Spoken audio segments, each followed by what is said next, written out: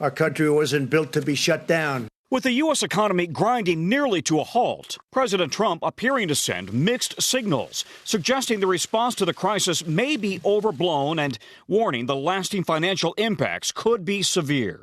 America will again and soon be open for business, very soon, a lot sooner than 3 or 4 months that somebody was suggesting. While also acknowledging the coronavirus situation will get worse.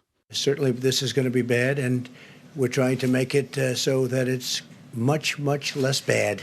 The president downplaying what experts have said is the continued need to restrict social movement in order to slow the spread of the virus and the increase in the number of cases and deaths in the U.S.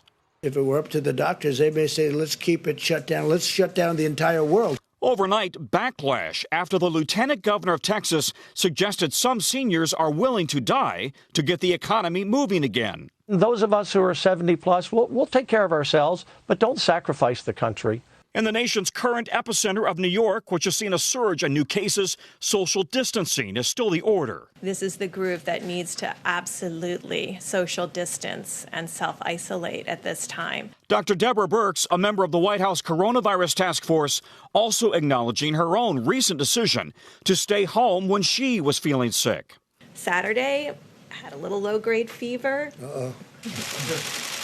I got a test late Saturday night, and I'm negative. I stayed home another day just As the White House is focused on flattening the coronavirus curve on Capitol Hill, an intense back and forth over relief funding.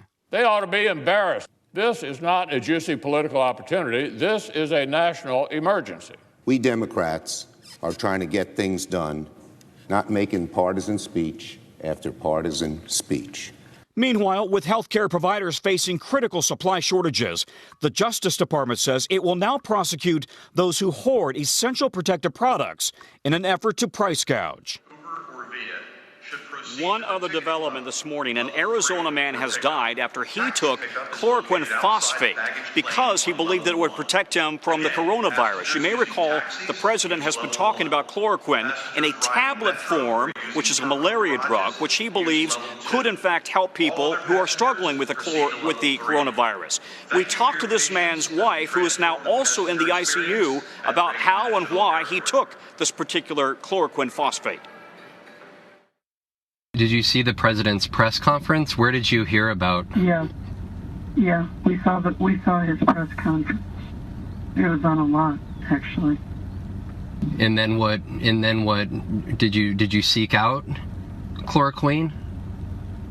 I had it in the house because I used to have koi fish. So this particular form of it that he took was used to kill parasites in fish, apparently. As you know, the FDA is looking at whether chloroquine could be used. It's a malaria drug, could be used to help people with coronavirus, but not in a raw form, certainly not in the form that you would use to kill fish parasites.